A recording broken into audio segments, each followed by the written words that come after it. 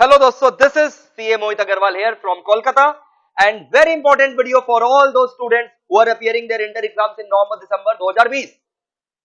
Audit क्या है? ये क्या थियोरिटिकल सब्जेक्ट है? Answer is a big no. क्या ऑडिटर का प्राइमरी रिस्पॉन्सिबिलिटी फ्रॉड और एरर को डिस्कवर करना है? Answer is no.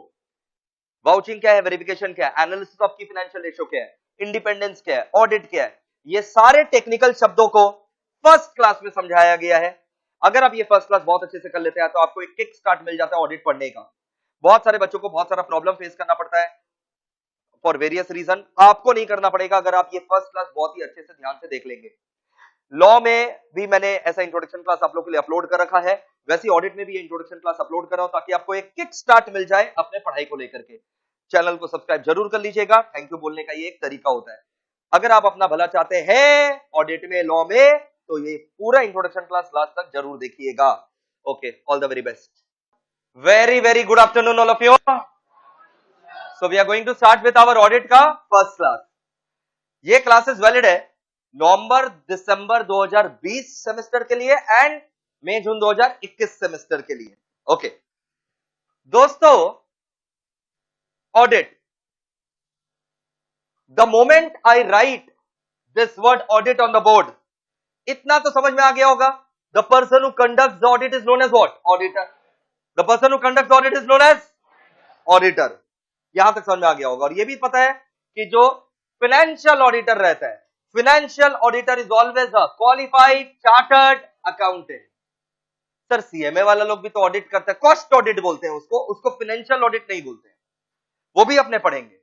So the moment I have written audit, the person who conducts the audit is known as क्या बताओ ना? auditor. and auditor is a qualified chartered accountant. सुनो,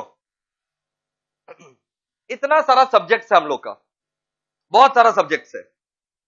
वो सारा सब्जेक्ट एक तरफ और ऑडिट वाला सब्जेक्ट एक तरफ. ये सबसे टेक्निकल सब्जेक्ट और लॉ से भी टेक्निकल. और प्रैक्टिकल लाइफ में तुम चाहो ना चाहो फोर्सफुली तुमको इसी फील्ड में जाना पड़ेगा, क्योंकि सीए का फोटे यही है, ऑडिट. जब तुम चार्टर्ड अकाउंटेंसी कंप्लीट कर लेगा, तुमको करना यही है, ऑडिट. कितना परसेंट लोग सीए लोग ऑडिट फील्ड में जाता है? 90%. भर भर के लगभग 90%. जैसे तुम्हारे आसपास अगर कोई सीए है तो हाथ उठाओ मेरे को छोड़ करके. तुम्हारे आसपास मतलब भाई बहन भाभी जीजा जी फ्रेंड फुल हैंड, आसपास घर में अगर कोई सीए है, मम्मी पापा कोई भी भाई बहन कजन, फुल हैंड. पहले आओ इन लोग से बात करते हैं. थोड़ा ऑडिट का इज्जत जो है ना तुम लोग के नजरों में बढ़ाना पड़ेगा. हाँ कौन? ओन भाई, ताऊ जी का लड़का. ओके, क्या कर रहे हैं वो? Practice. Point to be noted. Dance practice कि CA in practice? Chartered accountancy बनने के बाद प्रैक्टिस कर रहे हैं. प्रैक्टिस मतलब क्या कर रहे हैं? ऑडिट सर्विस करते होंगे, ऑडिटिंग सर्विस दे रहे हैं, तो चाहो ना चाहो वही करना है. ए हाथ उठाओ जिसके आसपास सीए लोग हैं, भाई बहन मम्मी पापा. जिसके पापा सीए हाथ उठाओ. जिसके पापा सीए, हाँ खुद का सीए फर्म है, प्रैक्टिस कर रहे हैं. देख लो, तुम मेरे को बताया ये बात, हम तुमको ये बात बता रहे हैं, क्योंकि 90% लोग चाहे ना चाहे यही करेंगे. अब देखो, जब अकाउंट्स का टीचर अकाउंट्स पढ़ाएगा वो बोलेंगे कि अच्छे से पढ़ लो, आगे जा करके अकाउंटिंग करना है. गलत बात है, ये बिल्कुल सरासर गलत बात है. हम लोग को ज्यादातर अकाउंटिंग करना नहीं है, किया वो अकाउंटिंग को चेक करना है. ऑडिट तो ऑडिट में पूरा का पूरा अकाउंट्स का ज्ञान भी लगेगा, क्योंकि तुम चेक अकाउंट्स कर रहे हो. तुमको खुद एएस नहीं आता तो तुम चेक कैसे करेगा बता? तो ऑडिट में अकाउंट्स भी चाहिए और अकाउंट्स को चेक कैसे करते हैं वो भी चाहिए. ओह, तो मतलब जिससे तुम ऑडिट पढ़ रहे हो उसको अकाउंट्स आना चाहिए. पहला बात तो ये, जिससे ऑडिट पढ़ रहे हो अगर उसको अकाउंट्स नहीं आता, नहीं डूब जाएगा. नहीं, मेरे को आता है. आज का जो ऑडिट का फर्स्ट क्लास है, ऑडिट में मेरे को 2 इंट्रो क्लासेस लगते हैं. 2 इंट्रो क्लासेस के बाद हम लोग अपना चैप्टर में एंट्री लेते हैं. तो पहला 2 क्लास ऑडिट का प्योर इंट्रोडक्शन क्लास रहेगा, लेकिन ये भी ऐसा इंट्रोडक्शन क्लास रहेगा जो आपके एग्जाम में यहां से भी क्वेश्चन आता है. ऐसा नहीं है कि हम लोग खाली ज्ञानबाजी करके 2 क्लास बिता देंगे. 2 क्लास में जो ज्ञानबाजी होगा वो इतना इंपॉर्टेंट इंट्रोडक्शन क्लास है कि रेस्ट जो आपका ऑडिट का नंबर ऑफ क्लासेस है वो ये 2 क्लास को डिपेंड करेगा। ऑडिट में अप्रॉक्स 60 to 61 क्लासेस है, 60 to 61 क्लासेस इंक्लूडिंग रिविजन्स को लेकर के। जब सिलेबस खत्म हो जाता है तो मैं रिविजन्स भी करवाता हूं, लगभग 7-8 रिविजन क्लासेस रहते हैं, वो या तो यूट्यूब पर अपलोड कर दिए जाते हैं या फिर बुला करके करवा दिए जाते हैं। तो 7 to 8 revision classes are there. So whenever I talk about total number of classes, it always includes those revision classes also, अलग से नहीं, उसी के अंदर रिविजन क्लासेस भी घुसा हुआ रहता है। हम आपको बता दें ऑडिट का पहला 2 इंट्रोडक्शन क्लास इतना इंपॉर्टेंट है कि अगर ये समझ में नहीं आया, कोई चांस ही नहीं है कि तुमको कभी ऑडिट जीवन में समझ में आएगा। मतलब सोच लो, अगर आज का क्लास नहीं समझ में आया, गए। सेकंड इंट्रोडक्शन क्लास नहीं समझ में आया, गए। Rest all classes depend on these 2 classes. और ऑडिट में खास बात और बता दें, अचानक से बीच में आओगे ना, अगर ये 2 क्लास समझ में हुआ है ना, तो अचानक से बीच में आओगे ना, बीमारी से उठने के बाद समझ में आ जाएगा। लेकिन ये 2 क्लास इतना क्रिटिकल है, इसके ऊपर ही सारा क्लासेस निर्भर करता है। और हाथ उठाओ जिसके भाई बहन सी है। अरे कहां गए? अरे अभी तो बहुत सारे बच्चे हाथ उठाए थे। कौन? भैया क्या कर रहे हैं? जॉब कहां कर रहे हैं? हाँ, इंडियन ऑयल में। कौन सा डिपार्टमेंट? ओन भाई है? कजन? किसी का ओन है तो हाथ उठाओ। ओन वाला लोग हाथ उठाओ। सिस्टर क्या कर रही है? जॉब कहां कर रही है? सीए फॉर्म में, टीसीएस में जॉब कर रही है। हाँ, कौन सा डिपार्टमेंट? कौन सा?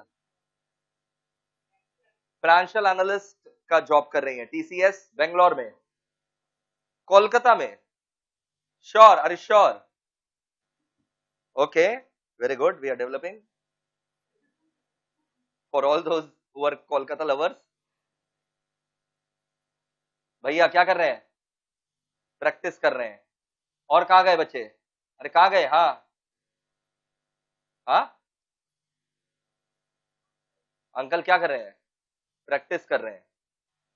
Point to be noted, point to be noted. देख रहे हो, 90% आंसर तुमको सुनाई दिया। प्रैक्टिस कर रहे हैं। क्या डांस प्रैक्टिस? कि सीए प्रैक्टिस? तो सीए प्रैक्टिस में क्या करता है? Audit. Audit is conducted by a qualified chartered accountant in practice. या तो वो सीए इन प्रैक्टिस ऑडिट कर रहा है या वो ऑडिट पढ़ा रहा होगा। मेरा भी खुद का एक सीए फर्म हुआ करता था जिसमें हम भी पार्टनर थे। कोई कंप्लेंट ठोक दिया, और कंप्लेंट क्या है ना, फर्म में पार्टनर नहीं रह सकते और फुल फ्लेजेड टीचिंग में नहीं रह सकते। तो हम इतना दिन से बोलते थे हम पार्ट टाइम टीचर है। तो इंस्टीट्यूट से लेटर आया, मोहित जी आप अगर पार्ट टाइम टीचर है तो आपका पार्ट टाइम का जो मीनिंग है ना वो आप गलत सोच रहे हैं। तो मेरे को जो है फिर अपना फर्म जो है वहां से इस्तीफा देना पड़ा। तो पहले हम भी सीए इन प्रैक्टिस थे, अब हम सीए इन प्रैक्टिस नहीं है, सीए है। समझ में आया? पहले मेरा भी खुद का फर्म था, प्रैक्टिस करते थे। प्रैक्टिस क्या करते थे समझ जाओ, दोस्त लोग के साथ क्या थे? पार्टनर। तो उन लोग को कुछ दिक्कत आता था तब हम अपना सेलिब्रिटी वाला एंट्री मार करके नक्की कर देते थे। लेकिन अब वो दोस्त लोग खाली अकेले ही पार्टनर रह गया, मेरे को वहां से इस्तीफा देना पड़ा।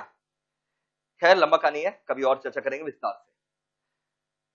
तो मतलब हम क्या बताना चाह रहे हैं कि तुम सीए करके करोगे क्या? हाँ, नहीं सर ऑडिट नहीं करेंगे, कुछ और करेंगे। 90% लोग यही करेगा, 90% लोग यही करेगा। तो इसको थोड़ा इज्जत दो, जोरदार तालियों के साथ स्वागत करो, जोरदार। अब ऑडिट अपने को पढ़ना कैसे है? ऑडिट अपने को पढ़ना है भाई 3 मैट से। तीनों मैट से बेटा, तीनों मैट दो, 3 मैट और लॉ से ज्यादा ऑडिट में लिखवाया जाता है क्लास नोट्स। तो 3 mat and class notes.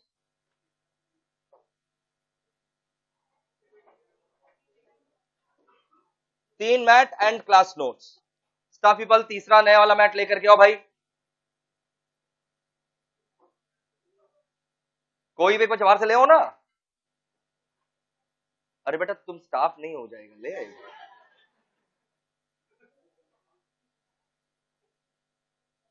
Audit पढ़ना है हम लोग को 3 एग्जॉस्टिव मैट से plus class notes. Class notes लगभग समझ लो 30 से 40 नंबर क्लास नोट्स से ही कैरी करेगा, इतना इंपॉर्टेंट रहेगा class notes. 30 to 40 marks will come from directly over there. And ये 3 मैट तो है ही, बस ये 3 मैट को चाट जाना है। मेरे मैट सारे मल्टी कलर्ड रहते हैं, खर्चा करता हूं मैं, फीस लेता हूं तो खर्चा भी करता हूं, क्योंकि ये पढ़ने में जो है ना थोड़ा आरामदायक रहता है, हालांकि कॉस्टली बहुत लगता है। कैसे नहीं मैटर करता? नहीं, अब जैसे एमसीक्यू मैट है, वो हम थोड़ी ना मल्टी कलर्ड देंगे, ये एमसीक्यू मैट है। अब इसमें तो मल्टी कलर्ड का कोई एमसीक्यू क्या याद कर लोगे क्या? क्वेश्चन भी याद कर लोगे क्या? तो ये ब्लैक एंड व्हाइट रहता है। कितना है? ज्यादा थोड़ी ना है। कितना? ये 350 पन्ना। ये ऑडिट का एमसीक्यू मैट, ये कर डाला 30 में 30 पक्का, इसके बाहर से कुछ नहीं आएगा। ये 30 मार्क्स का है और ये लेटेस्ट एमसीक्यू मैट है, इतना लेटेस्ट कि 2-3 दिन पहले ही आया ये, इसलिए आपको नहीं मिला।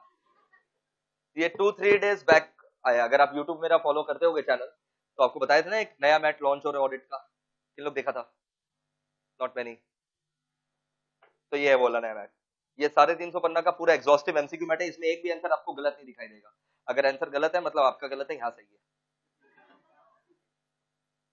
ये हमारा मेन मैट है ऑडिट का, दिस आर मेन मैट, लगभग वही 272 पेजेस का है। मेरा जो मैट रहता है अगर 272 पेजेस का, मतलब समझ लेना वो डबल पेजेस का मैट है। कोई दूसरा टीचर का, कोई भी दूसरा टीचर का मैट में आप देखेंगे, कोई भी सब्जेक्ट का उठाएंगे आप मैट, उसमें फॉन्ट इतना छोटा नहीं रहेगा। आप देख रहे हैं फॉन्ट बड़ा रहेगा। मेरे मैट में छोटा क्यों है? तो अगर ये मैट 500 पन्ना का मैं दे दूं, बच्चे पढ़ेंगे नहीं पढ़ेंगे। 500 पन्ना कौन पढ़ेगा? लेकिन वही अगर तुमको 250 पन्ना का मैट मिल रहा है तो एक उम्मीद जग जाता है, हाँ ये 250 पूरा अपने अंदर घुसा लेना है। बड़ी अगर 500 रहेगा, ऊपर से पढ़ेंगे भाई। तो ऐसा अप्रोच नहीं है। और दूसरा अप्रोच ये है कि खर्चा कम लगता है, कॉस्ट सेविंग, ठीक है, क्योंकि मल्टी कलर्ड है। जब आप ये दोनों मैट पढ़ करके लगेगा बस जीवन खत्म हो रहा है, तो ये कम आएगा। ये चार्ट बुक है, यही काम नहीं आएगा। अगर सीधा ये पढ़ लोगे तो फेल हो जाओगे एंड में। हाँ सर सीधा ये पढ़ लेते समरी है, पक्का फेल। ये पूरा चार्ट बुक है, पढ़ने का मन कर रहा होगा लेकिन लास्ट में रिवीजन के समय काम आता है। इसको हम नहीं पढ़ाएंगे, ये हम नहीं पढ़ाएंगे, ये रिवीजन मैट है, ये आपको खुद से जो है रिवीजन के लिए काम आएगा। अब आओ, let us come to the business. Do intro class starts now. The person who conducts audit is known as auditor. Is a qualified chartered accountant and practice. पक्का? अब मेरे को बताओ, जैसे ही हम ऑडिट लिखे हैं समझ में आ गया होगा कि जो प्राइमरी ऑब्जेक्टिव रहता है ऑडिटर का, बताओ मेरे को तुम लोग क्या सोचते हो ऑडिट के बारे में, पहले बताओ मेरे को, talk to me. Primary objective of an auditor, auditor का मेन काम क्या है? To detect. ऑडिटर आकर के क्लाइंट ऑफिस में, कंपनी के ऑफिस में फाइनेंशियल स्टेटमेंट चेक करेगा तो क्या होगा? क्यों कर रहे हैं वो audit? The primary objective of an auditor is to detect frauds and errors. Very good. आप क्या बोले? Primary objective is to detect frauds and, ये बिल्कुल ऐसा नहीं होता। ऑडिटर का ये ऑब्जेक्टिव नहीं है। ऐसा आंसर कौन लोग देता है? लेमैन लोग, रास्ता चलता इंसान लोग, रास्ता चलता इंसान जिनको कोई ज्ञान ही नहीं है, उन लोग ऐसा आंसर देता है। उन लोग सोचता क्या है पता है? ऑडिटर उन लोग किस नजरों से देखता है? उन लोग ऑडिटर को नजरों से देखता है, ऑडिटर आएगा, उसका काम ही रहेगा कंपनी के अंदर जो जो फ्रॉड हुआ होगा, जो जो एरर, पर्दाफाश कर देगा। रास्ता चलता इंसान लोग ऐसा सोचता है। सर हम लोग भी वही सोच रहे हैं। हाँ ठीक। The primary objective of an auditor, primary objective of an auditor is not to detect the fraud and error. That is not the primary objective of an auditor. Auditor can never detect 100% fraud and error, and he cannot be held guilty also for that because it is not his job. ये auditor का काम नहीं है fraud and error detect करना, और उसके लिए असंभव है ये सारा का सारा फ्रॉड एंड एरर डिटेक्ट करना। उसका वो प्राइमरी ऑब्जेक्टिव है ही नहीं। हम आपको एक एग्जांपल देते हैं फ्रॉड का, और क्यों ऑडिटर का प्राइमरी ऑब्जेक्टिव फ्रॉड को डिटेक्ट करना नहीं होता, वो हम आपको समझाते हैं। मान लो मेरा क्लाइंट है, ये मेरा क्लाइंट है, इज माय क्लाइंट। क्या नाम बेटा? अभिषेक, आकाश। ये मेरा क्लाइंट है और हम इसके ऑडिटर है। क्लाइंट ने एक झूठा एंट्री मार दिया अपना प्रॉफिट घटाने के लिए। ये क्लाइंट अपना प्रॉफिट को घटाने के लिए एक झूठा खर्चा बुक किया जिसका नाम है परचेज, और एंट्री मार दिया purchase to creditor. Purchase to creditor 5 crore. ये फिक्टिशियस एंट्री है, ये बुक एंट्री है। It's a book entry. मतलब क्या होता है? Which only exist in the books, does not exist in practical life, does not exist in reality. Actual में वो ट्रांजेक्शन हुआ है कि नहीं हुआ? एक्चुअल में वो ट्रांजेक्शन हुआ ही नहीं है, डच खाली बुक्स में मार के रखा है। Purchase to creditor 5 crore. अब इसको ये तो पता है ना कि ऑडिट होने वाला है इसका, तो जब इसको ये पता है कि इसका ऑडिट होने वाला है, ये बेटा क्या किया, परचेस टू क्रेडिटर है, मान लो क्रेडिटर का नाम है मिस्टर एक्स, 5 करोड़ का परचेस दिखा रहा है, ये मिस्टर एक्स से फेक बिल खरीद लिया है 5 करोड़ का। इसका एक्स के साथ ये सब धांधाबाजी है, धांधलीबाजी है। ये एक्स से जो है फेक बिल ले लिया, परचेस का गलत बिल बनवा लिया, परचेस का गलत बिल बनवा लिया। ऊपर से एक्स को इसने जो परचेस किया ना एक्स से 5 करोड़ का, फेक बिल भी ले लिया, पेमेंट भी कर दिया 5 करोड़ का, ताकि बैंक स्टेटमेंट में भी दिखाई दे। और फिर क्या किया, एक्स को 5 करोड़ का पेमेंट किया, एक्स इसको कच्चा में 5 करोड़ रुपया दे दिया। सर वो तो अलाउड नहीं है ना, वो तो सरकार बोलता है, तो ये अलाउड है क्या झूठा एंट्री बनना? तो ये क्या किया, पेमेंट भी कर दिया। पेमेंट कैसे किया, कैश में कि चेक में? चेक से पेमेंट कर दिया 5 करोड़ का, और एक्स इसको कच्चा में कैश दे दिया 5 करोड़, अपना कुछ कमीशन वमीशन काट करके। बोला देख तेरे को इतना मदद कर रहे हैं, 1% मेरे लिए भी छोड़। बोला ठीक है 5 लाख तुम रख ले, एक्स मदद कर रहा है, चल 5 लाख रुपया रख ले। 4 करोड़ 95 लाख का इसको कैश मिल गया, इसका ये खर्चा बुक हो गया। ये जाकर के गोडाउन में जो रजिस्टर होता है, गोडाउन में जो क्या होता है, अपने गोडाउन का रजिस्टर में भी एंट्री कर रखा है कि हाँ माल आया है, हाँ ये माल आया है।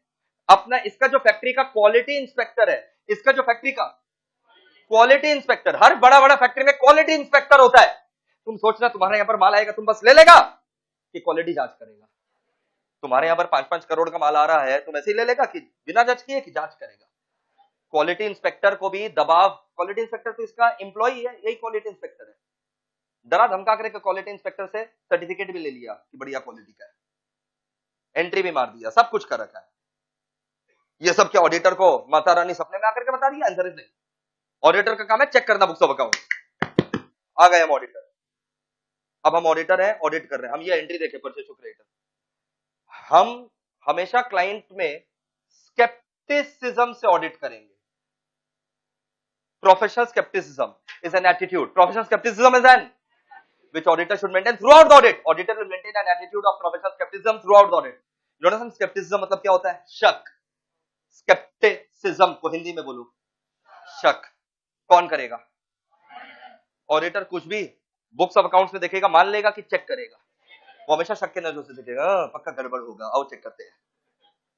अब हम एज एन ऑडिटर हम क्या करेंगे? परचेज टू क्रेडिटर मारा हुआ है, हम क्लाइंट को बुलाएंगे, मान लो ये क्लाइंट है, मैनेजमेंट है, परचेज टू क्रेडिटर आप कर रखे हैं 5 करोड़ का, 5 करोड़ का परचेज हुआ है, झूठा। बिल दिखाओ, बिल दिखाओ, परचेज का बिल दिखाओ। पहले से बनवा रखा होगा, ये तो परचेज का बिल भी बना रखा है।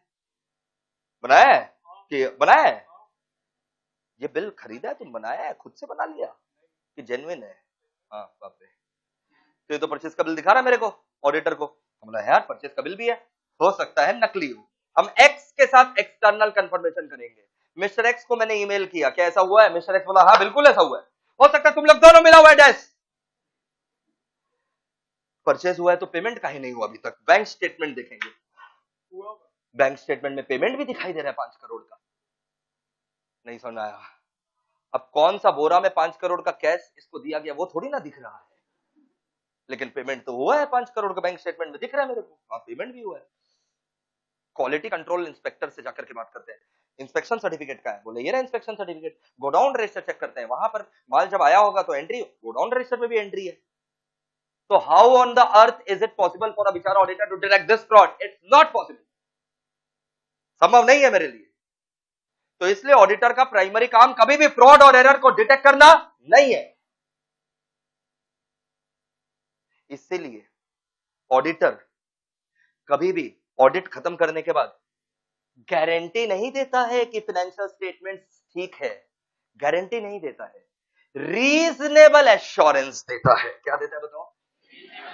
ये सब टेक्निकल शब्द लास्ट क्लास तक आएगा। कौन सा एश्योरेंस देता है? ये जो ऑडिट एंड क्या दिखाई दे रहा है, ये एश्योरेंस, एब्सोल्यूट एश्योरेंस। नहीं है, रीजनेबल एश्योरेंस है। Reasonable assurance is a high degree of assurance. Reasonable assurance is a high degree of assurance, but not an absolute assurance. It is not an absolute assurance. Absolute assurance means guarantee. Absolute assurance means auditor doesn't give the, auditor can't give the books of accounts are free from frauds and error. I don't give absolute assurance. I don't give any kind of guarantee. What I give is reasonable assurance. कि जितना मैंने checking किया उसमें क्या क्या misstatements थे, जितना मैंने चेकिंग किया उसमें क्या क्या मिसस्टेटमेंट थे, मैं रीजनेबल एश्योरेंस देता हूं, मैं एब्सोल्यूट एश्योरेंस नहीं दे सकता। ऑडिटर जान दे देगा, एब्सोल्यूट एश्योरेंस नहीं देगा, गारंटी नहीं देगा। संभव नहीं है मेरे लिए गारंटी देना कि इसका books of accounts are free from frauds and error. मैं नहीं बोल सकता ये बात, रीजनेबल एश्योरेंस दे सकता हूं। अब बाद में मान लो अगला साल यही पलट गया और अगला साल ये आकर के प्रेस कॉन्फ्रेंस करके कन्फेस कर लिया कि 5 करोड़ का जो परचेज था वो नकली था।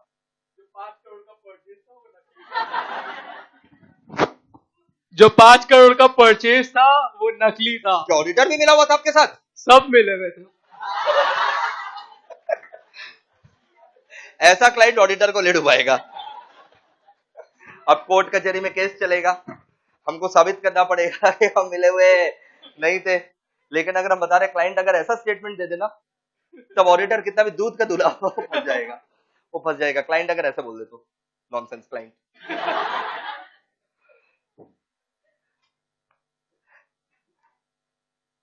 तो ऑडिटर का अभी तक हम लोग ये सीखे हैं, प्राइमरी रिस्पॉन्सिबिलिटी। रास्ता चलता इंसान को क्या लगता है? रास्ता चलता इंसान, थोड़ा देर पहले तुम लोग भी वही थे। रास्ता चलता इंसान को क्या लगता है? ऑडिटर आएगा, सारा फ्रॉड का पर्दाफाश हो जाएगा। आंसर इज बिल्कुल गलत, ऐसा नहीं है।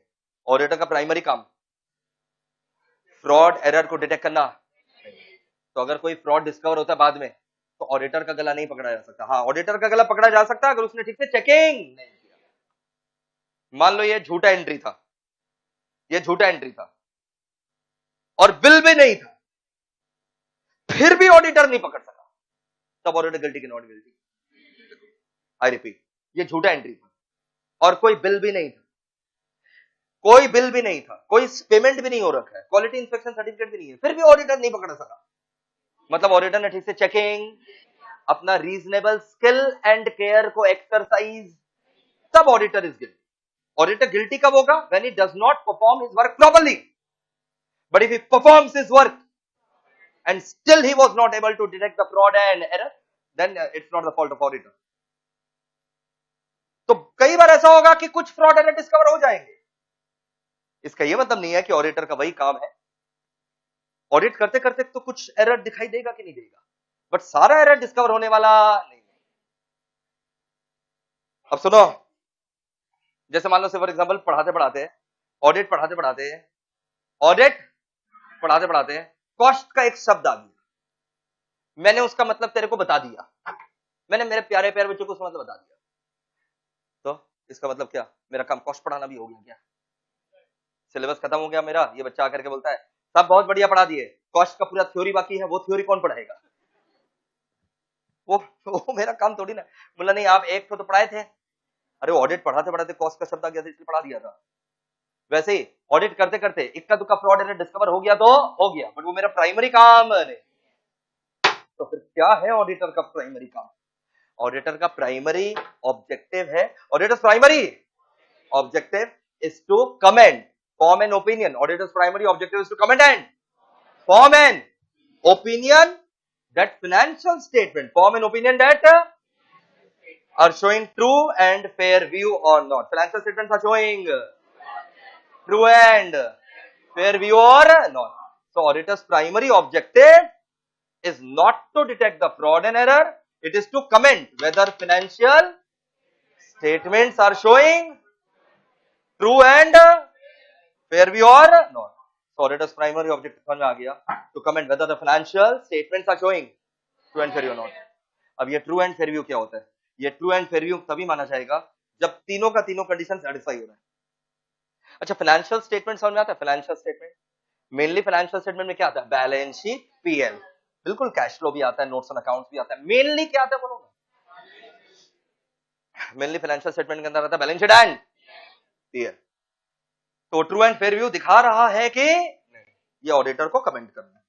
अब ये ट्रू एंड फेयर व्यू क्या होता है? ट्रू एंड फेयर व्यू का मतलब ये होता है कि अकाउंटिंग पॉलिसीज आपने प्रॉपरली सिलेक्ट करके अप्लाई की है ना, अकाउंटिंग पॉलिसीज सिलेक्ट करके अप्लाई की है ना। सर ऑडिटर ये सब नहीं करेगा? नो, हम एक भी अकाउंटिंग एंट्री नहीं पास करेंगे। मेरा काम अकाउंट्स बनाना नहीं है, चेक करना है। अकाउंट्स तुम बनाओगे, मैनेजमेंट, ये मैनेजमेंट का काम है अकाउंटिंग करना। मेरा काम अकाउंटिंग को चेक करना है। कुछ लोग बड़ा बाजारी क्लाइंट लोग, हमारे एरिया है एक तो बड़ा बाजार जो बहुत ही छोटा है बट टर्नओवर भयानक है। तो कुछ बड़ा बाजार के क्लाइंट लोग तो ऐसा सोचते हैं कि ऑडिटर आएगा, अकाउंट्स भी वही कर देगा, अकाउंटिंग भी वही कर देगा, पीएल बैलेंस शीट भी वही बना देगा। नहीं जी, ऑडिटर आकर के एक भी अकाउंटिंग एंट्री नहीं करेगा, पीएल बैलेंस शीट कुछ भी नहीं बनाएगा। बनाए हो तो दिखा दो, चेक करके कमेंट कर देंगे सही है कि नहीं।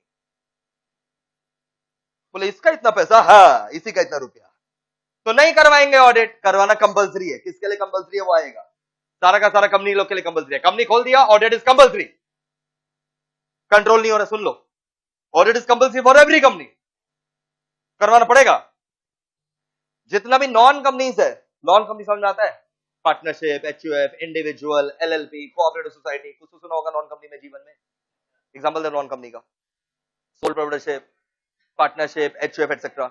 इन लोग का अगर बिजनेस में टर्नओवर 2 करोड़ से ज्यादा, बिजनेस में टर्नओवर 2 करोड़ से ज्यादा, या फिर प्रोफेशन में फीस 50 लाख से ज्यादा, देखो अगर कंपनी खोले हो ऑडिट इज कंपलसरी। लेकिन अगर क्या है, नॉन कंपनी के लिए ऑडिट कब होगा? जब उसका बिजनेस का टर्नओवर 2 करोड़ से ज्यादा, बिजनेस का टर्नओवर, या फिर अगर क्या है प्रोफेशन, प्रोफेशन में उसका फीस यानी ग्रॉस रिसिप्ट 50 लाख से ज्यादा, फीस यानी ग्रॉस रिसिप्ट 50 लाख से ज्यादा। जैसे मेरा तो कंपनी है भाई, मेरा कितना कंपनी है? एक। अरे एक, दो कैसे? एक नहीं, मेरी वाइफ का जो कंपनी है, मेरे पिताजी का जो कंपनी, वो मेरा कंपनी है। हाँ, तो फिर मेरा एक कंपनी है, ये मोहित एडुकॉम प्राइवेट लिमिटेड, और एक company edu life achiever private limited, वो मेरा थोड़ी ना है, वो मेरी वाइफ का है, मेरे पापा का है। समझ जाओ, ये मोहित एडुकॉम प्राइवेट लिमिटेड का ऑडिट होता होगा। हाँ सर, एक बात बताइए, आप तो खुद ही सीए हैं। खैर जब आप सीए इन प्रैक्टिस है तो आप तो खुद ही कर लेते थे, अलाउड नहीं है। रिलेटिव लोग से भी ऑडिट नहीं करवा सकते, हम खुद अपना ऑडिट नहीं कर सकते, नहीं तो इंडिपेंडेंट कहां रहेंगे? हम तो सारा लाल पीला कर्मकांड करके बोलेंगे सब ठीक है। समझ आया? तो सीखेंगे, अपॉइंटमेंट ऑफ ऑडिटर चैप्टर आएगा। कौन सा chapter? Appointment of auditor chapter में सीखेंगे कि हम लोग अपना स्वयं खुद का ऑडिट, रिश्तेदार लोग भी ऑडिट, फेयर कि अनफेयर? फेयर, ऐसा ही होना चाहिए। तो मेरा ऑडिटर कौन है? मेरा दोस्त है। क्या वो इंडिपेंडेंट है? अरे हाँ, अरे हाँ। तुम लोग गजब है। वो क्या बिका हुआ है?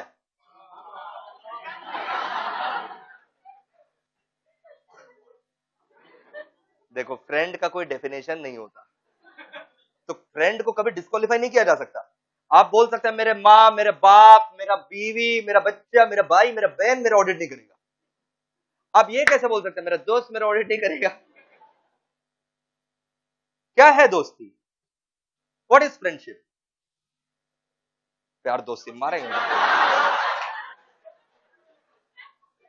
आप फ्रेंड को तो डिफाइन नहीं कर सकते ना, समझा? तो फ्रेंड लोग से आप ऑडिट करा सकते हो, कोई दिक्कत नहीं। अब देखो इधर, ओए इधर देख, कंपनी, आपसे क्वेश्चन है आकाश, आइए ना बेटा। ऐसा है, मेरा कंपनी है, और मान लो मेरा नहीं, मान लो ऐसे एक कंपनी है, एक कंपनी है जिसका टर्नओवर 2 लाख रुपया है, क्या उसका ऑडिट होगा? नहीं। हाँ, बैठो, ध्यान लगाओ, कंपनी है तो बात खत्म। नहीं आप तो बोले ना 2 करोड़ से ज्यादा, वो सब नॉन कंपनी के लिए, कंपनी है तो बात खत्म, कंपनी है तो audit is compulsory. Non company है, सोल प्रोप्राइटरशिप है, पार्टनरशिप है, एचयूएफ है, एटसेट्रा है, तो देखना है कि तुम्हारा बिजनेस का टर्नओवर 2 करोड़ से ज्यादा है तो ऑडिट होगा। प्रोफेशन का फीस 50 लाख से ज्यादा तो ऑडिट होगा। अब जैसे मोहित एडुकॉम प्राइवेट लिमिटेड है, उसका तो ऑडिट होता ही है। अरे मोहित अग्रवाल भी तो है। अरे हम कंसल्टेंसी भी देते हैं। जिसको नहीं पता सुन लो, हम आईटीसी के कंसल्टेंट है, वहां से भी रेवेन्यू आता है। खाली ट्यूशन फीस वो तो है ही, वो तो प्राइमरी सोर्स ऑफ इनकम है ही, पर इसके अलावा ये सब भी है। तो मोहित अग्रवाल का जब पीएल बैलेंस शीट बनता है, मोहित एडुकॉम प्राइवेट लिमिटेड का तो ऑडिट होगा। मोहित अग्रवाल का भी प्रोफेशन है खुद का, तो जो फीस है क्या 50 लाख से ज्यादा हो जाता होगा? एक ना फास्ट समझ में आ रहा है। तो मेरे को अपना भी ऑडिट कराना पड़ता है, अपना फाइनेंशियल स्टेटमेंट का भी ऑडिट कराना पड़ता है। एमएपीएल का भी ऑडिट होता है, मोहित एडुकॉम प्राइवेट लिमिटेड, मोहित अग्रवाल का भी ऑडिट होता है। समझ में आ गया सर? तुम लोग के पापा का दुकान है? अरे लॉ के क्लास में बोल रहे थे कंपनी नहीं है, दुकान तो होगा। क्या सब सत्संग में चले गए हैं क्या सब लोग? काम धंधा छोड़ दिए हैं क्या आजकल लोग? हाथ उठाओ रे। कैसे बच्चे आए हैं बाप रे, जिन लोग के मम्मी पापा का बिजनेस है फुल एंड। कंपनी है कि नॉन कंपनी? किन लोगों का कंपनी है? हाथ उठाओ। किसी के मम्मी पापा का कंपनी है? कंपनी है तो हाथ उठाओ। हाँ खड़े हो। तेरे को 3:15 बजे पकड़ेंगे, बैठ अभी। तेरे को देख लिया, तेरा लॉ इसके बाद है ना? हाँ मॉर्निंग में नहीं किया ना, इसके बाद करेगा ना लॉ? ठीक है। क्या नाम है कंपनी का? एक सेकंड। हाँ CS, CS international private limited company है तो लास्ट में पीवीटी एलटीडी लगाता है तो सीएस इंटरनेशनल प्राइवेट लिमिटेड। ठीक है बैठ। कौन है डायरेक्टर कंपनी में? कैपिटल कितना है कंपनी का? कैपिटल कितना? ऑथोराइज कैपिटल नहीं पता? पेड अप कैपिटल नहीं पता? What is the date of incorporation? Date of incorporation, exact date of incorporation. What is the registration number of the company? What are the charges that have been created on the company? When was the last AGM of the company held? When was the balance sheet submitted last? सब हम तुमको बताएंगे बेटो।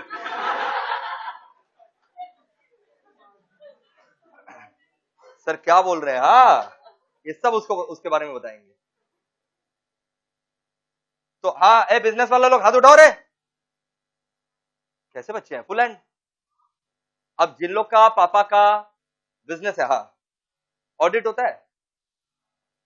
हाँ बहुत जन का होता होगा, बहुत जन का नहीं होता होगा। आपका होता है, आपका पापा का बिजनेस का। मेरे पापा का जब बिजनेस था ऑडिट नहीं होता था, क्योंकि साल का टर्नओवर 2 करोड़ से कम था, 2 करोड़ तक था। और ऑडिट कब होगा? जब 2 करोड़ से ज्यादा है। हाथ उठाओ जिन लोग का होता है।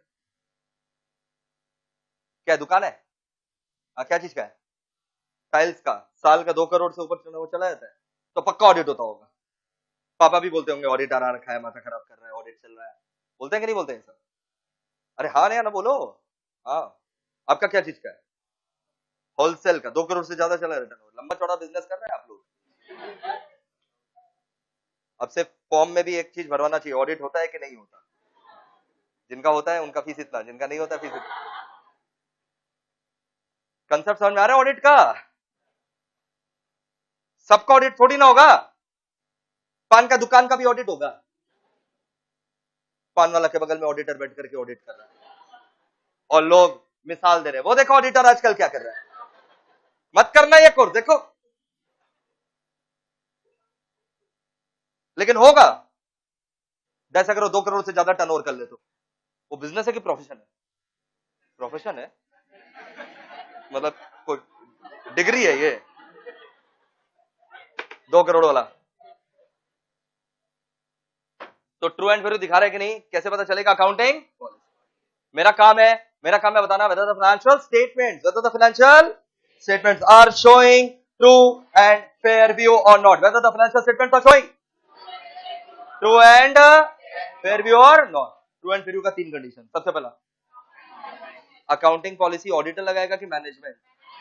मैनेजमेंट ने प्रॉपर अकाउंटिंग पॉलिसी लगाया है कि नहीं, ये हमको चेक करना है कि उसका अकाउंटिंग पॉलिसी सारा सही है ना, प्रॉपर अकाउंटिंग पॉलिसीज वगैरह लगाया है ना। अब जैसे मान लो इसके पास एक एसेट है पेटेंट 10 लाख रुपया का, having life of 10 year. Patent एक इंटेंजिबल एसेट है, 10 लाख रुपया में खरीदा है, 10 साल लाइफ है। तो अगर पेटेंट 10 लाख 10 साल, एवरीवन पेटेंट 10 लाख 10 साल, तो हर साल इसको हिट ऑफ कर देना चाहिए था कितना, 1-1 लाख एसएलएम फॉलो करके। बट ये मेरा महान मैनेजमेंट ने डब्ल्यूडीवी फॉलो किया है। तो तुमने क्योंकि रिटर्न ऑन वैल्यू फॉलो किया, ये प्रॉपर अकाउंटिंग पॉलिसी नहीं, माफ करिएगा तुम्हारा financial statement true and fair नहीं दिखा रहा, because patent is an intangible asset having cost of कितना 10 लाख, लाइफ ऑफ 10 साल, तो हर साल इसको रेट ऑफ करना चाहिए 1-1 लाख यूजिंग एसएलएम के डब्ल्यूडीवी। इसने क्या यूज किया, ट्रू एंड फेयर नहीं दिखा रहा, घटिया अकाउंटिंग पॉलिसी सेलेक्ट किया, सारा का सारा अकाउंटिंग स्टैंडर्ड। एंड अगर आपके ऊपर इंड एस एप्लीकेबल है तो इंड एस फॉलो करना पड़ेगा, Indian accounting standard and accounting standard, as and सारा का सारा फॉलो करना पड़ेगा। अच्छा एक बात बताओ, छेड़ रहे तुम लोग थोड़ा, accounting standard and Indian accounting standard में देसी कौन सा है? अरे देसी एएस है कि इंडेस है? देसी वाला, इंडिया का बनाया हुआ, इंडिया का बनाया हुआ। शाबाश बेटा शाबाश। ये जो इंड एएस है ना, कैसे बता रहे तुम लोगों को, ये जो इंड एएस है ना, ये इंटरनेशनल फाइनेंशियल रिपोर्टिंग स्टैंडर्ड है। बोलो,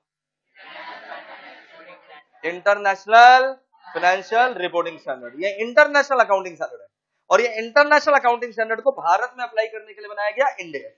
सो this Ind AS are nothing but adoption of IFRS. But ये भाई इंटरनेशनल चीज है ना रे बाबा, ये बड़े बड़े कंपनीज को फॉलो करना पड़ता है, लिस्टेड कंपनीज को फॉलो करना पड़ता है, अनलिस्टेड कंपनीज को फॉलो नहीं करना पड़ता। यानी एमईपीएल दिख रहा है, MEPL,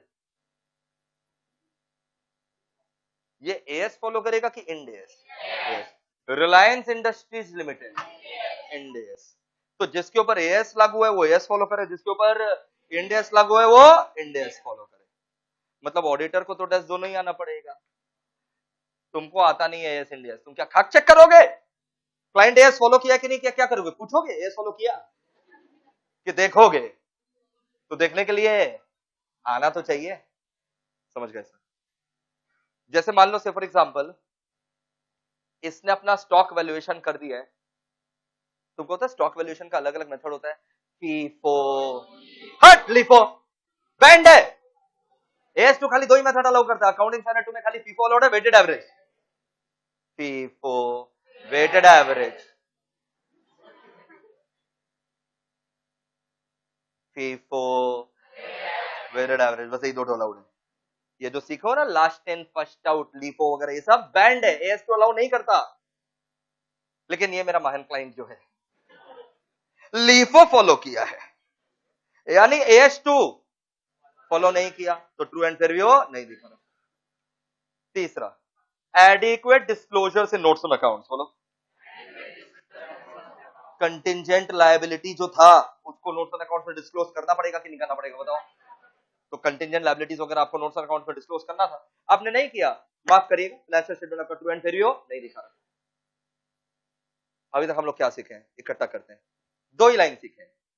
primary objective is not to detect all the fraud and error, rather it is to comment, form an opinion, it is to comment and form an opinion. What opinion? Whether financial, form an opinion whether financial statements are showing true and fair। और true and fair का कितना condition होता है? 3, accounting policy, accounting standard, notes on accounts, accounting policy, accounting standards. समझ गए sir? अब सुनो, audit एक एक्टिविटी है कि प्रोसेस है? एक्टिविटी है कि प्रोसेस है? एक्टिविटी एक दिन में खत्म हो जाता है, तो ऑडिट एक एक्टिविटी है कि बस क्लाइंट ऑफिस एक दिन जाएंगे टच करके आ गए, कि प्रोसेस है? हाँ, तो audit is a process in which main objective is to form an audit, opinion ऐसे फॉर्म कर देंगे कि एविडेंस चाहिएगा? मुंह खोल करके बोलो फटाफट। ऑडिटर का काम है to form an audit opinion. What opinion? Whether the financial statements are showing true and fair और not. Opinion is formed on the basis of, अरे ओए ध्यान लगाओ, opinion is formed on the basis of audit evidences खुद से चल करके आ जाएगा क्या, कि प्रोसीजर लगाना पड़ेगा क्या कलेक्ट करने के लिए, क्यों, क्या देने के लिए? ओ, तो ऑडिटर का काम है to form an audit. Opinion is formed on the basis of audit evidences which are collected by performing audit procedures. Evidences are collected by performing audit procedures. में अब क्या आता है सुनो. आज का क्लास में हम सारा टेक्निकल टर्म्स बोल रहे हैं जो आने वाला 60 क्लास तक यूज करेंगे. प्रोसीजर्स के अंदर सबसे पहले आता है सब्सटैंटिव. बोलो. ऑडिट प्रोसीजर्स के अंदर सबसे पहले क्या आता है बताओ. There are two types of audit procedures. हम पहले लिख रहे हैं सब्सटैंटिव और एक है कंप्लायंस. बोलो ठीक से बोलो. ऐतिहासिक दिन है जब मेरे बच्चे नए नए शब्द आज बोलना सीख रहे हैं. सब्सटैंटिव बोलो.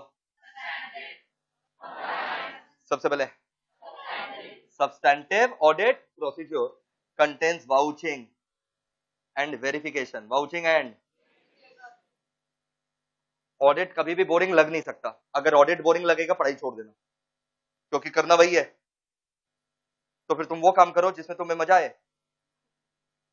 चले जाओ जंगल में, वाइल्ड लाइफ फोटोग्राफर बन जाओ. Vouching and analysis of key financial ratios. बोलो.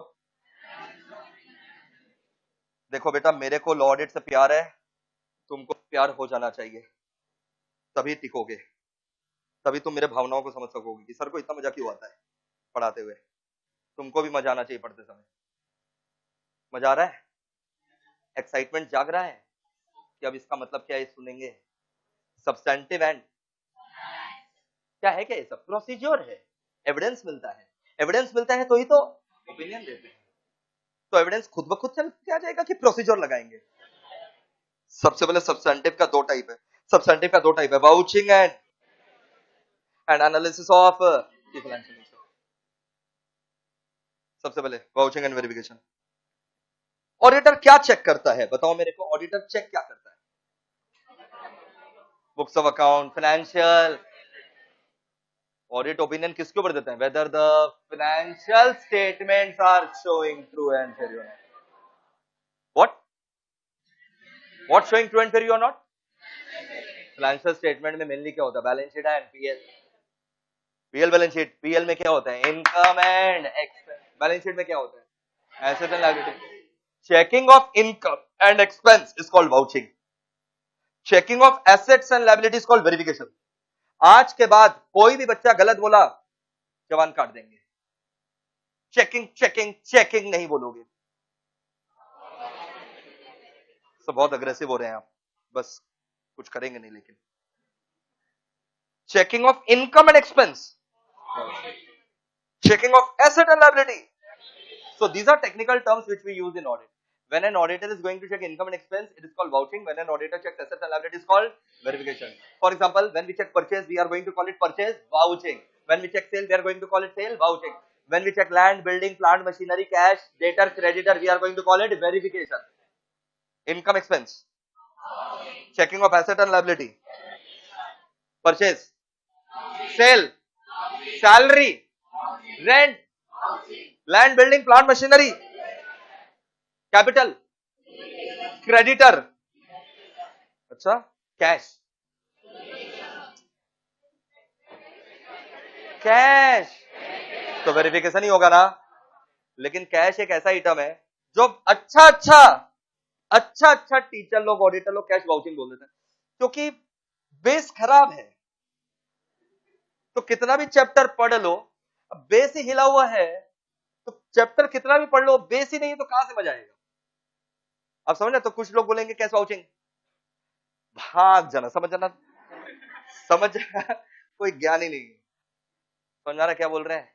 तो बेस मजबूत करना बहुत जरूरी है. नहीं तो समझ आ रहा है, जिसको ज्ञान है वो तो फिर तुम कितना भी फिर सामने वाला कुछ भी एक्स्ट्रा ज्ञान दे दे, बट अगर बेस ही खराब है वो तुमको तुरंत टटोल लेगा. इसको कैश वाउचिंग लग रहा है भाई, आगे बात ही क्या कर रहे हैं. किन लोग का ऑडिट होता है? हाथ उठाओ. अरे जिन लोग का ऑडिट होता है और ऑडिटर से बात हुआ है, अरे अंकल जैसा रिश्ता ही तो हो जाता है. पटाओगे तब ना वो क्लियर रिपोर्ट देगा. हाथ उठा. मिला हुआ है जो ऑडिटर अंकल से, हाथ उठा जो ऑडिटर अंकल से मिला हुआ है, तुम जाकर के पूछना अभी चल रहा है ऑडिट, अरे है ऑडिटर अंकल, पूछना अंकल कैश वाउचिंग हो गया क्या, बोलेंगे चल रहा है, फिर बोला अबे झुट्टा जो होता नहीं है वो चल कैसे रहा है। अब जैसे मेरा भी ऑडिट होता है, मेरा दोस्त ही है, शांति से आकर के ऑडिट करके चला जाता है, कुछ नहीं पूछता,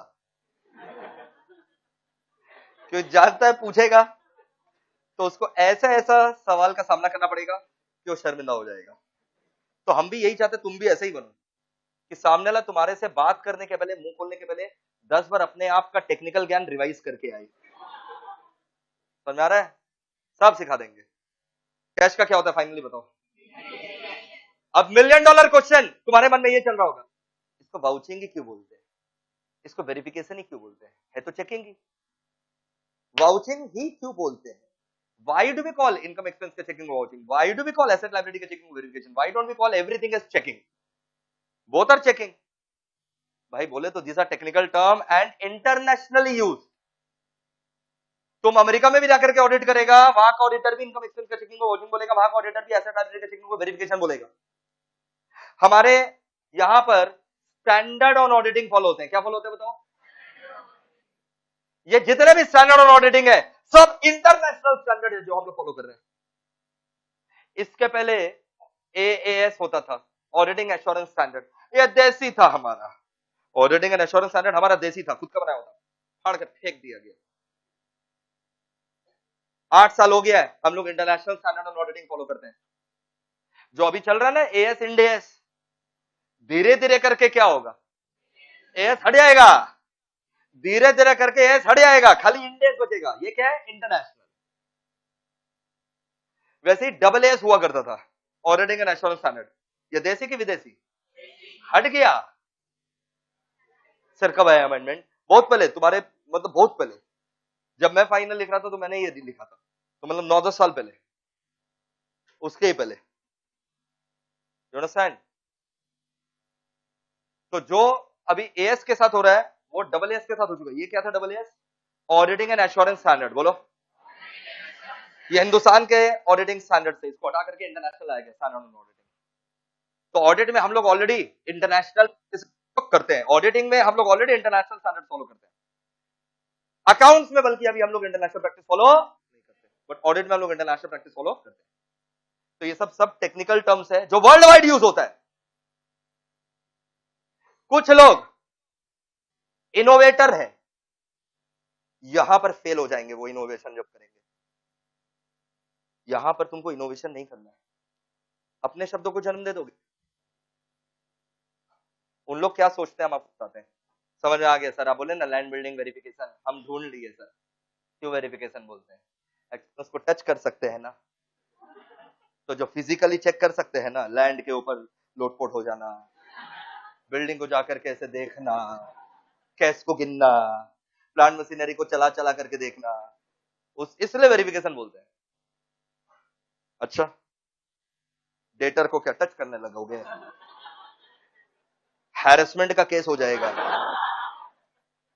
तो ऐसा छुआछूत से दूर रहिए, इसमें छुआछूत का कोई लेना देना नहीं है।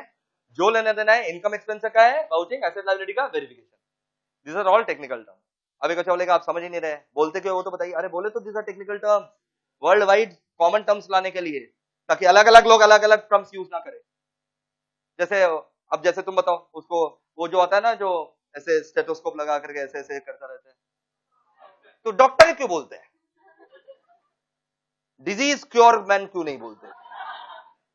यहां क्या बोलते हैं डॉक्टर, अमेरिका में क्या बोलते हैं, बांग्लादेश में क्या बोलते हैं।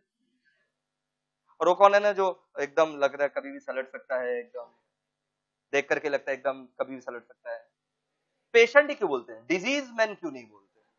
और वो कौन है रे जो जिसका आदत है ज्ञान पे ज्ञान खाली देते जाना।